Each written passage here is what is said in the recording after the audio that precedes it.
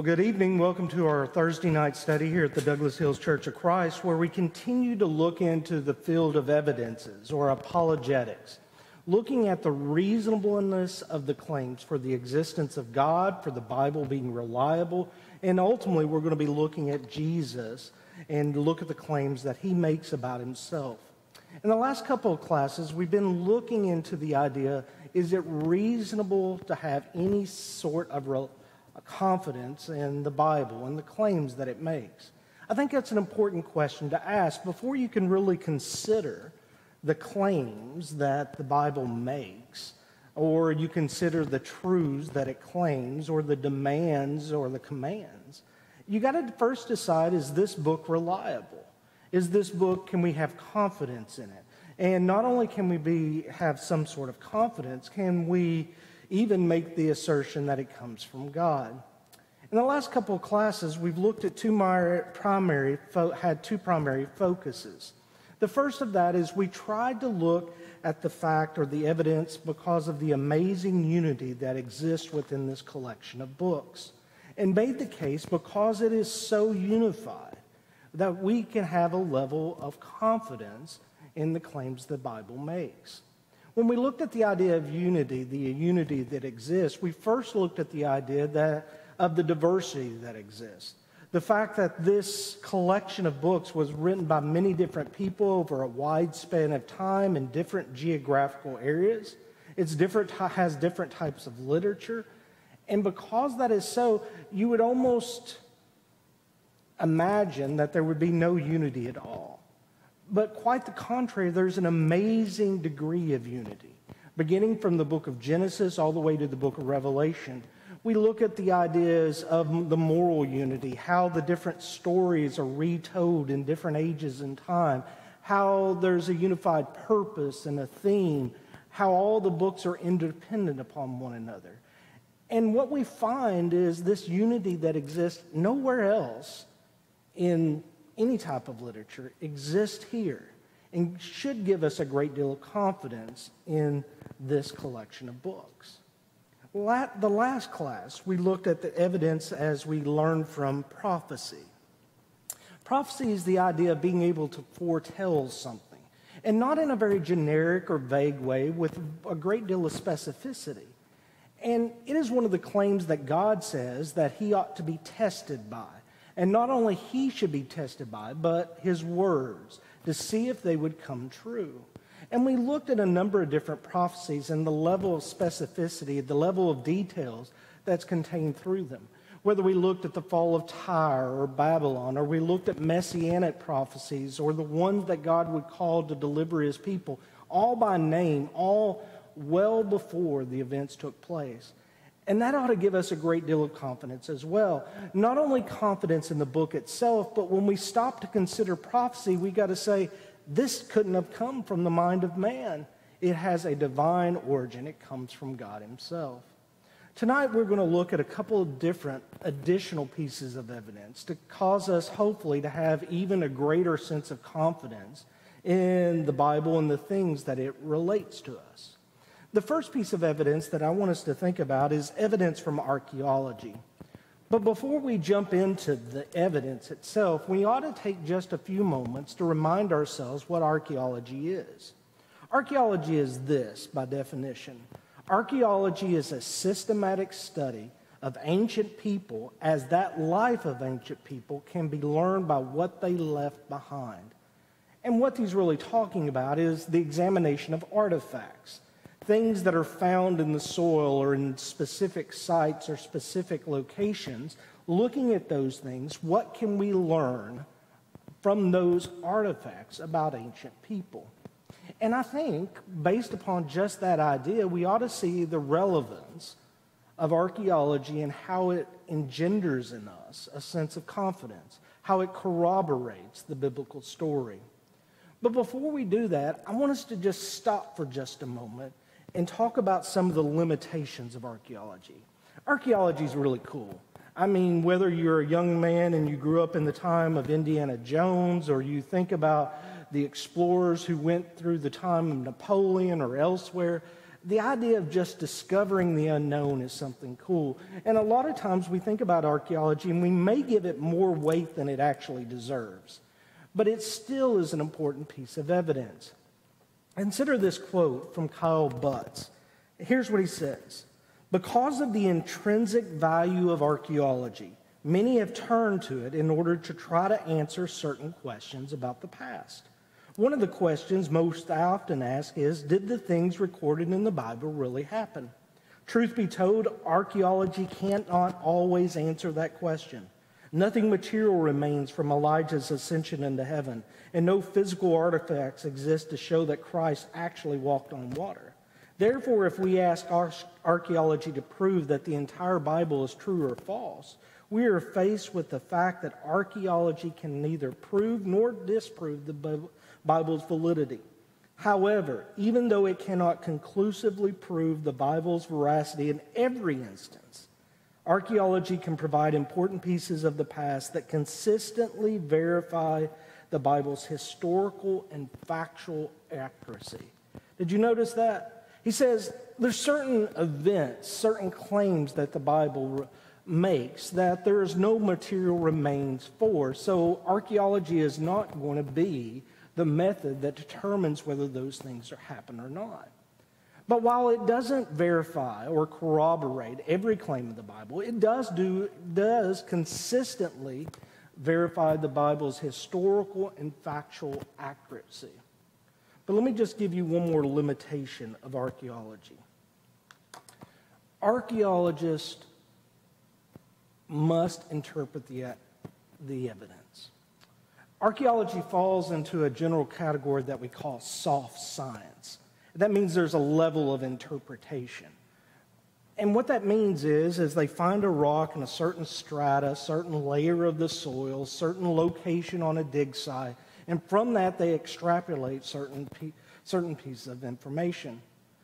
Some of those extrapolations are probably very obvious, but some maybe there depends upon the ability of the archaeologists to immerse themselves in the potential culture and what they've learned.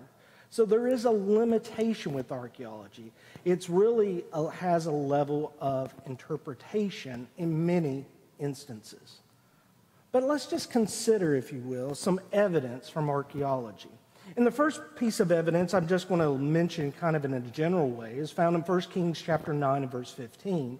And in that, it records for us the fact that King Solomon was immersed in a number of different building projects. King Solomon's represented the height of Israel's history. The borders had expanded as far as they would. King Solomon, because of his wisdom and his wealth, he engaged in a lot of different projects. And we have this reference in 1 Kings chapter 9, verse 15.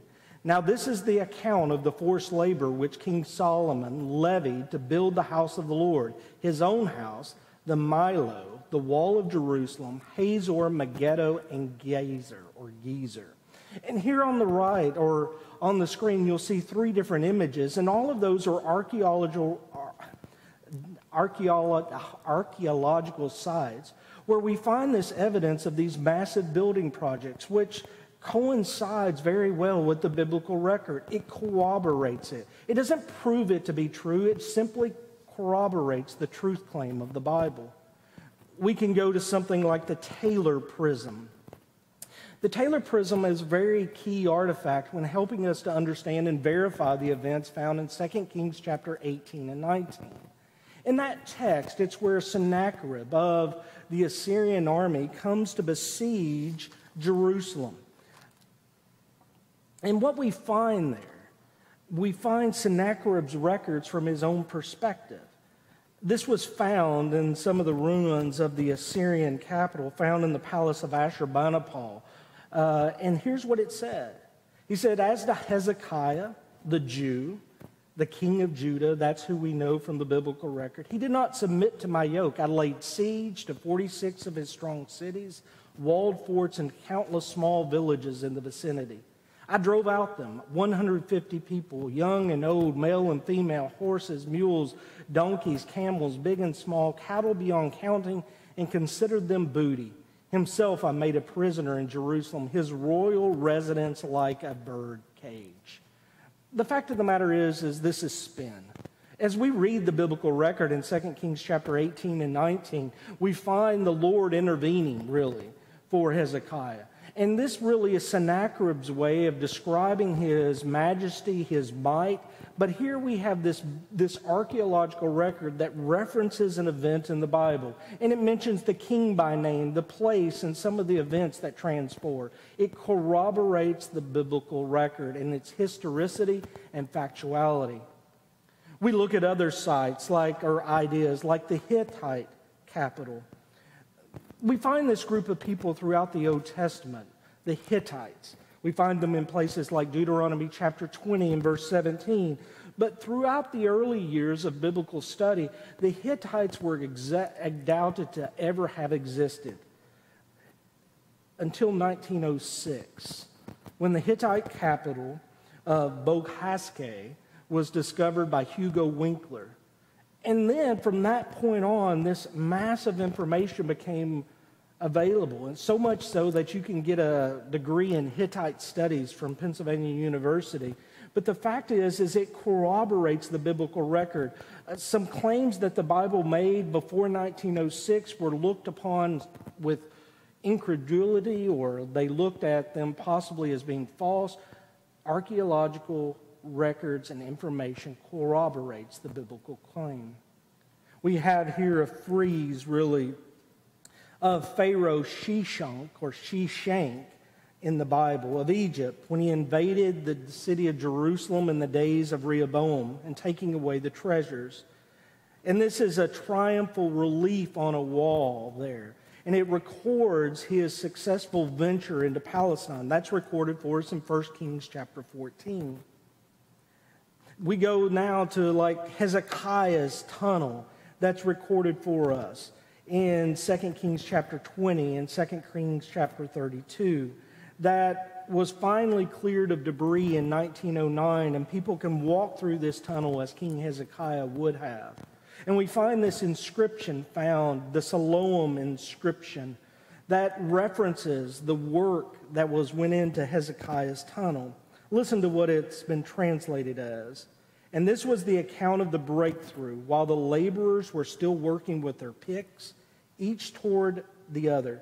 And while there were still 3 cubits to be broken through, the voice of each was heard calling to the other, because there was a crack or split or overlap in the rock from the south to the north.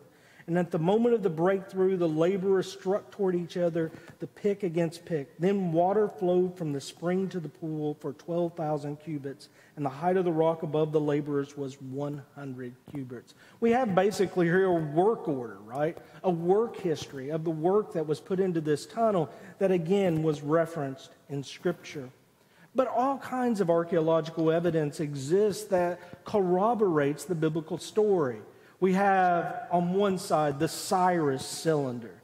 This cylinder that was discovered that mentions King Cyrus by name and talks about the decree that went forth to allow the people of Israel to return to their homes, rebuild the temple, and ultimately end up with even the walls. We have here just a partial tablet mentioning the name of Pontius Pilate. It's just simply known as the Pilate inscription. Or we have this nail that's embedded through a heel bone. And the reason that's significant, for there's periods of time in history since the Bible was recorded that people doubted the veracity of the biblical account of the crucifixion. They wondered if people were actually nailed to crosses in the way that the Bible described Jesus being done so. But here we found a fragment of a human heel with a nail driven through it.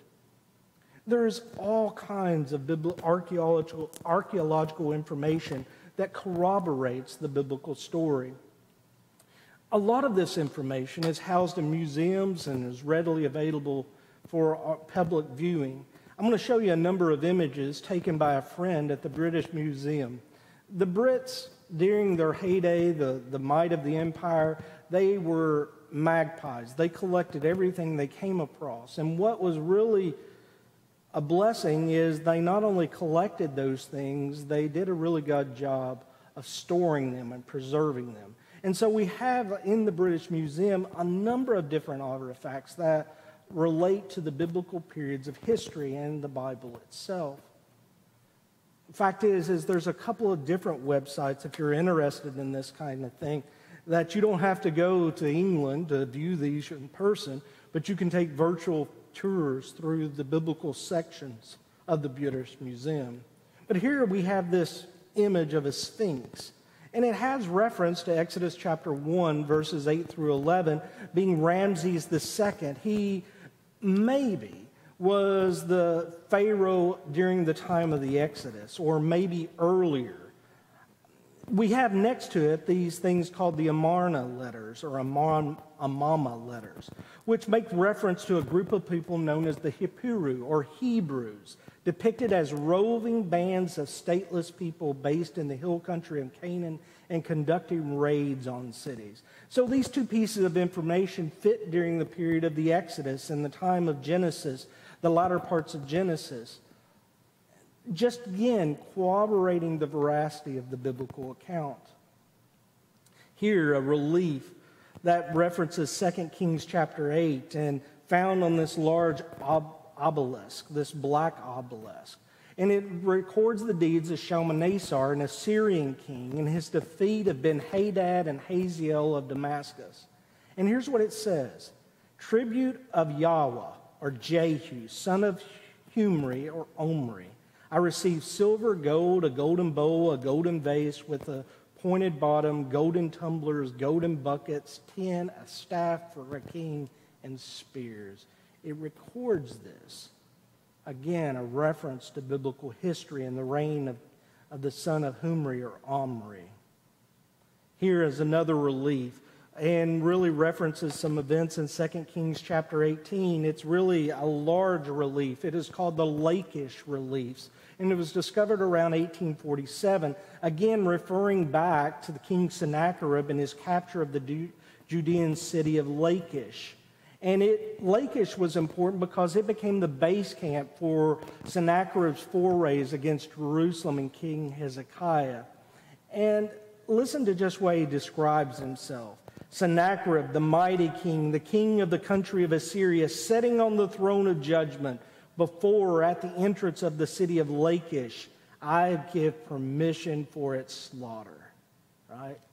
So again, this view of himself and his conquering edicts. Again, the Cyrus cylinder, Ezra chapter 1, verses 2 through 4, allowing the captives home.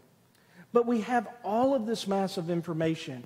And again, it doesn't prove the Bible. It corroborates.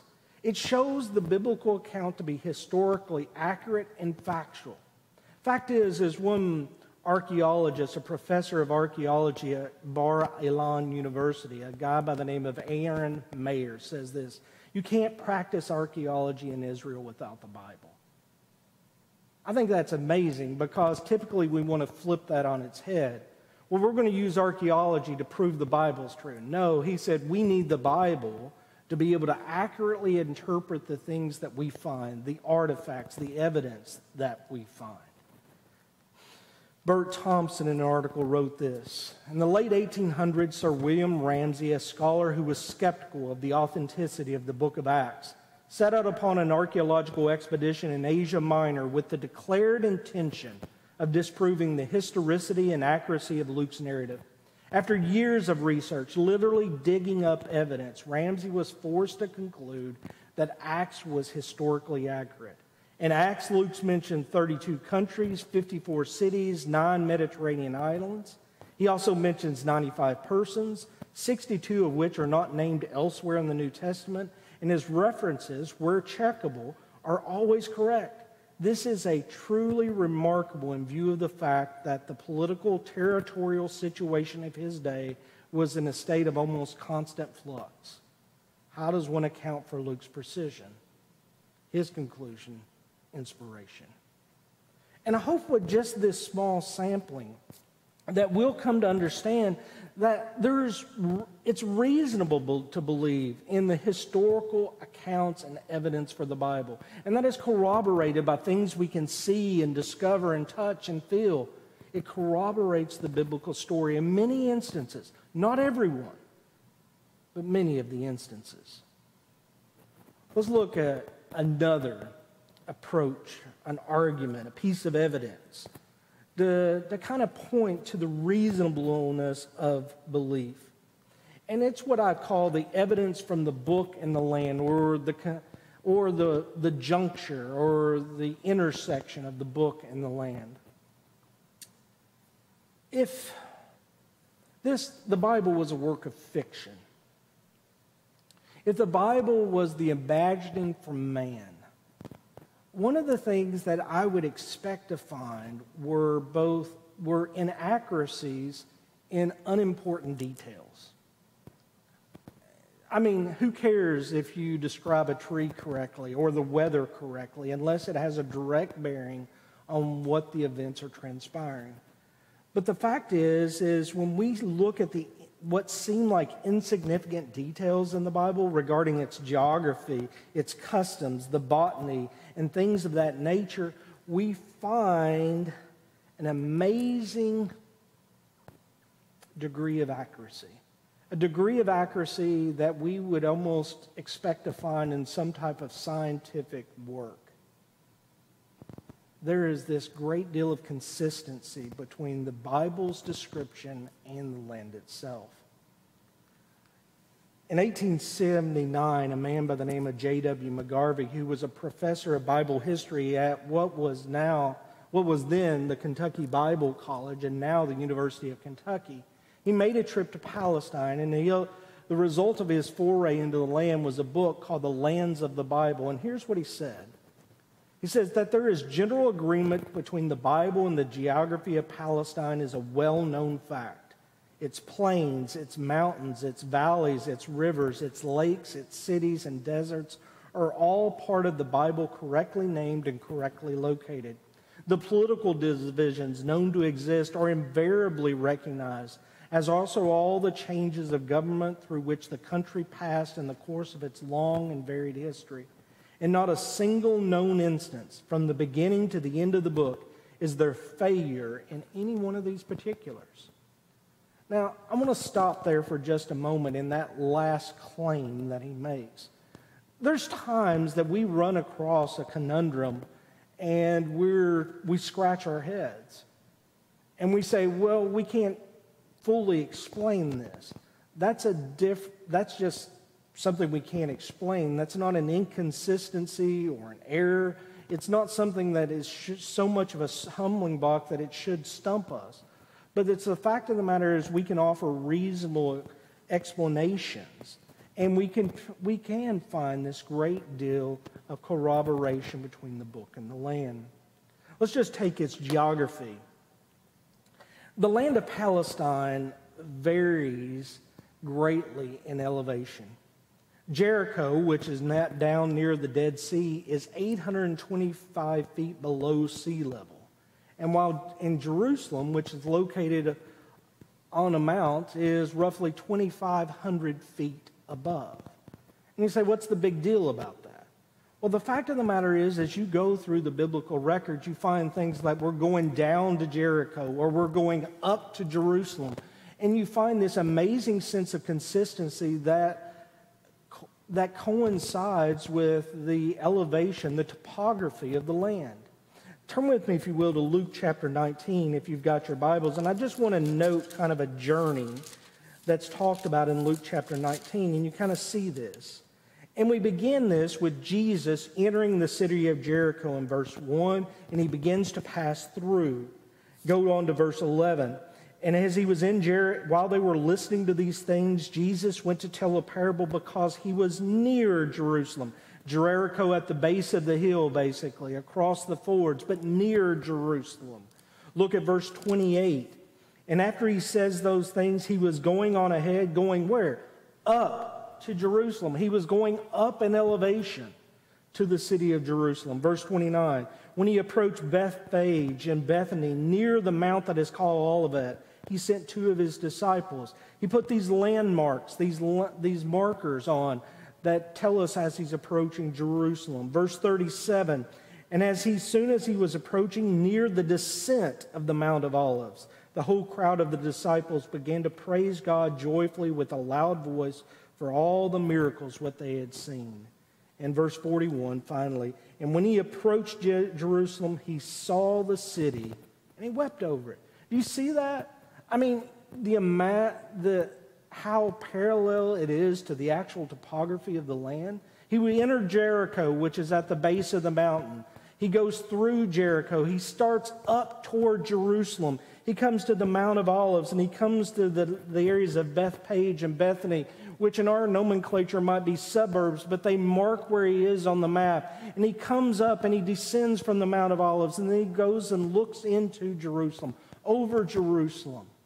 We see this amazing sense of how it parallels the actual topography. And you only find that with people who are eyewitnesses, who know the place or are inspired to speak these words.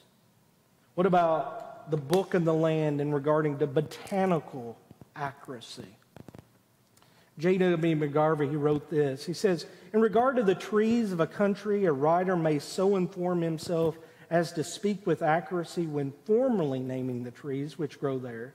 But if he locates a narrative in a country which he is not personally familiar, in his incidental or unstudied allusion to the trees, he is very likely to betray himself by unconsciously substituting the trees of his own country. Do you see that? I mean, if I, who am now both a resident of the United States and live in the state of Kentucky, if I was writing a book that was located on the plains of Kenya, there's every likelihood that at some point in time, I'm going to have a mental slip up and then substitute one of the trees that I find here for something there. And what we find when it comes to the botanical references of the Bible is both an amazing consistency and an amazing accuracy. And I mean, there's all kinds of places that you could turn to. But one that I just referenced is found in Judges chapter 9, where a kind of a parable is told by Jotham, who is the only surviving brother after Abimelech kills the rest of his siblings. And in that, he names tree after tree that is consistent with what we would find in Palestine. It's what we would find there, and it's described in those ways. We find things like the oak tree or the sycamore tree. We think about Amos, who was a dresser of sycamores, or he pinched the figs of sycamore trees. We find all of these botanical references, and they're exactly like we would find in Palestine. Again, an amazing sense of consistency and accuracy, which should engender our confidence levels to rise. We find it in its climatological accuracy. I mean, where Palestine's located, you have two major factors that influence its weather. On the Mediterranean Sea on the west and the desert on the east, and those often are the main contributing factors to the weather patterns that we see in Palestine. And we have things like the sirocco, which is a wind that comes in bringing dry air from the desert. It's dust-laden, and it often absorbs all the moisture that comes across the land. And we have references to things like that in Scripture. In Jonah chapter 4, in verse 8, I think about that.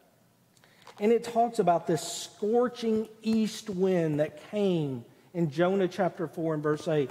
Again, mirroring what we know to be true from our climatological records. And we find consistency in the anthropological evidence of the Bible, whether it's describing shepherds and their sheep, or where we find references to farming or vineyards or things of that nature, where we find references to sepulchres or graves where stones are rolled across the porch, or where we find references to animal skins being used as drink vessels or vessels for drink, or amphoras, or where wine presses are cut into the rock.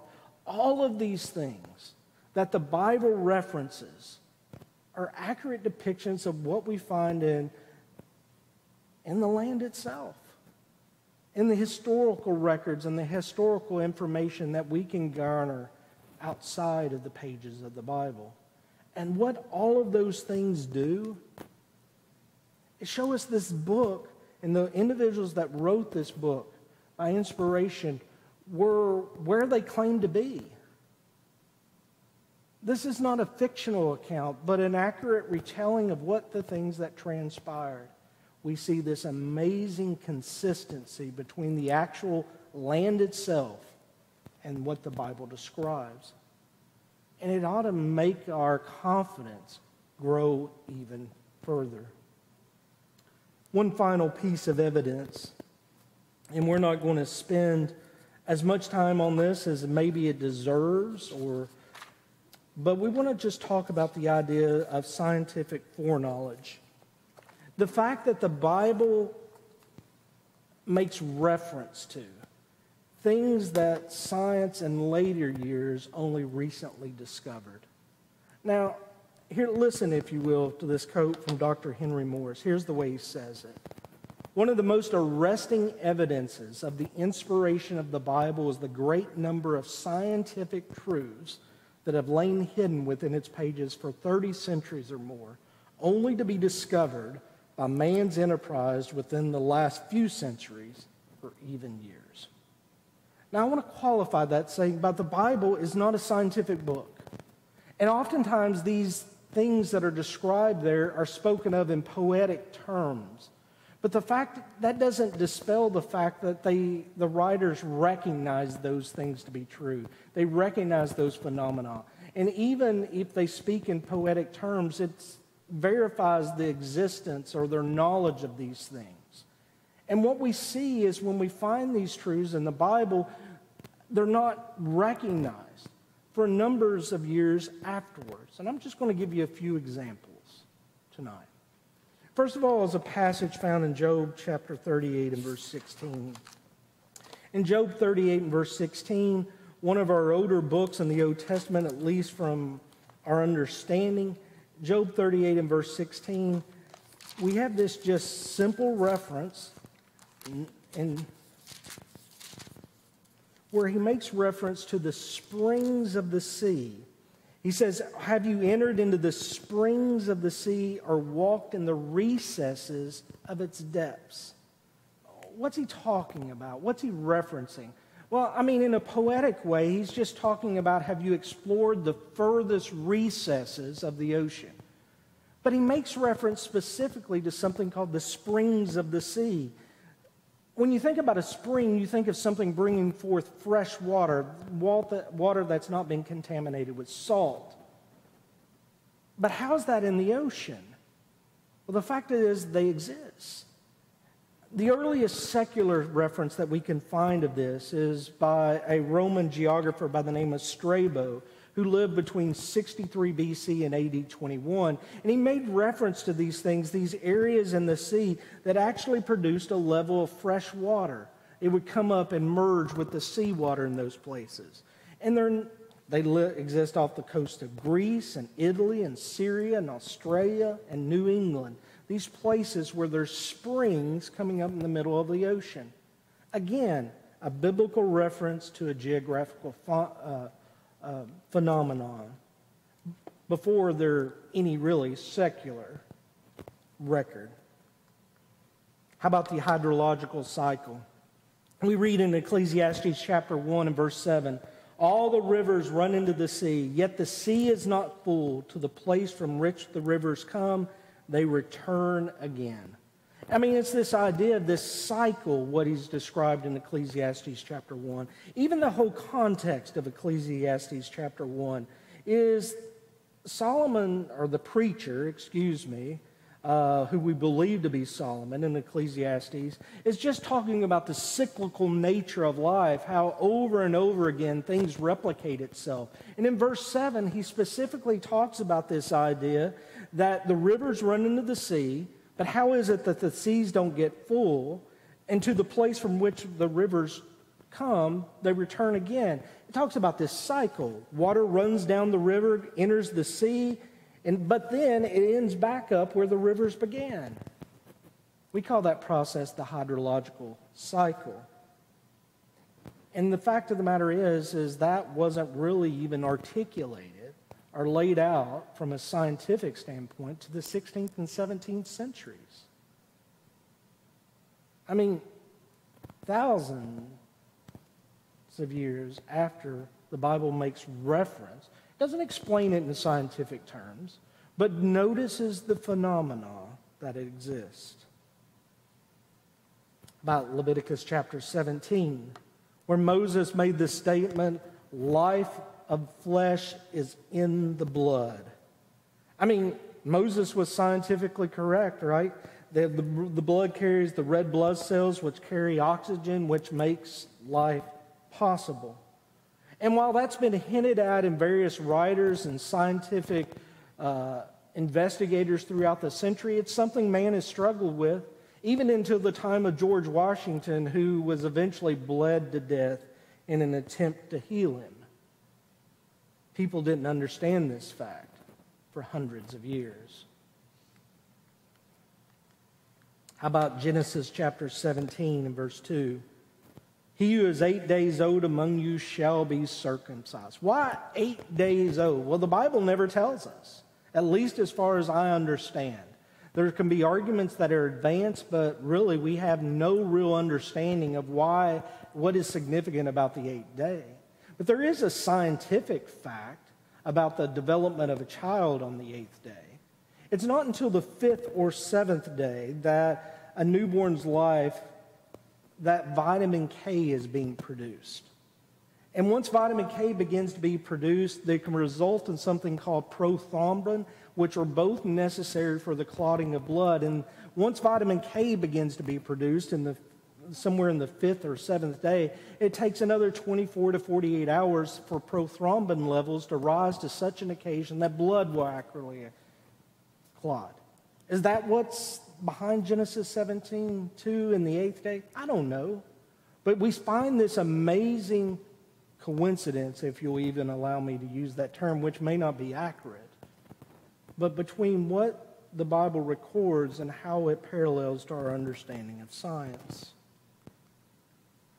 What about passages like Isaiah 51 and Psalm 102 and Hebrews 1, which make statements about the earth wearing out? And I mean, it does use that terminology. I mean, look at Isaiah 51 and verse 6, which is an amazing text. It just simply says, lift up your eyes to the sky, then look to the earth beneath, for the sky will vanish like smoke, and the earth, it's going to wear out like a garment. Do you see this idea of here spoken of in this poetic terms of how the earth is devolving? Well, really, that's kind of a precursor to the idea of the second law of thermodynamics. The second law of thermodynamics was really put forth in the 1850s, or at least defined in accuracy, by Randolph Cassius. And really what the law of thermodynamics, it has really two components. One is the idea when heat flow goes one direction, it doesn't return. And as a result of that, in an isolated system, things just degrade. It wears out. And that's what we have in very poetic terms, almost seemingly described throughout the biblical record. How about a place like Isaiah 40 in verse 22?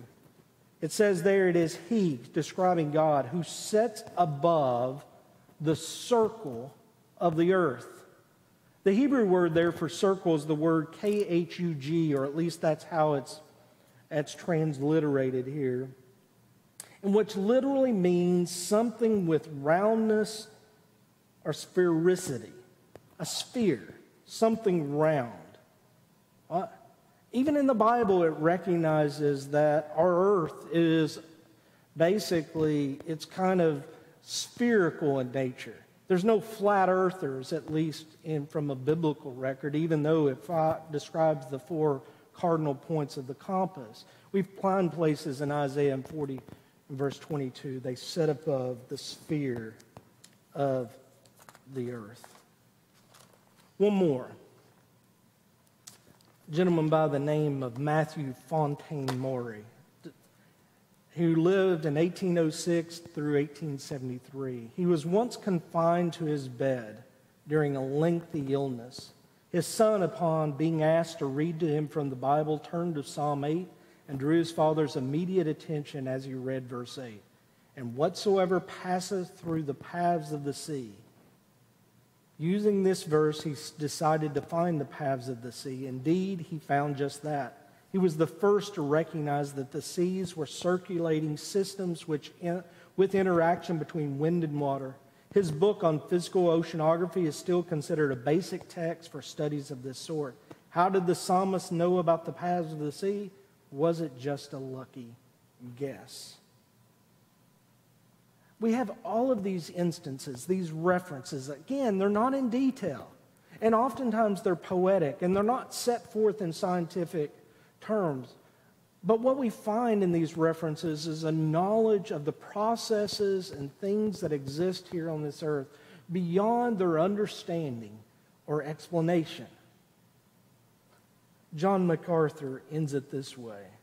He says, you can find many other examples of how the Bible matches up with discoveries of modern science. Of course, the precise technological language is not there, and for good reason.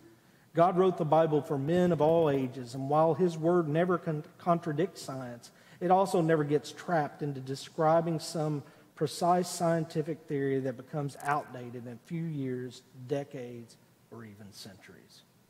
Again, another series of evidences that just show that we can have confidence in this book. So just think about it. I mean, what we've tried to describe is just kind of an overview, a summary, if you will, of various different types of evidences that would increase our confidence in this collection of books that we call the Bible.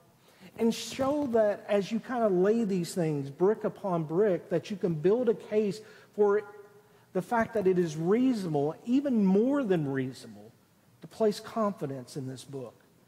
And if you place confidence in this book, then you got to deal with the one who gave it to us, and the claims that this book makes, and the demands that this book makes against us.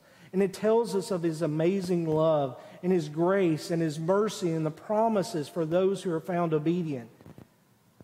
I think it is entirely reasonable and beyond reasonable to believe that in this book and have confidence that the things that we read and understand are both historically accurate and factual and are true. And I hope you'll consider that evidence. There's a host of other approaches that you could talk about, a lot of other evidence that you could look at. The interplay of the details of the travels of the apostles and their traveling companions, the embarrassing details that the Bible boldly puts forth that all point to the fact that this is not springing from the mind of man, but is meant to be an accurate record of the things that have transpired, including the supernatural events, the events that come from God. That's our class tonight. Lord willing, in our next class, we'll begin to look at some evidences for the person of Jesus, and hopefully you'll be able to join us at that time. Every time we leave, we want to end our class, we want to make sure you have the means to get in contact with us. Here on the screen are numbers for both the church building and myself, emails and contact information.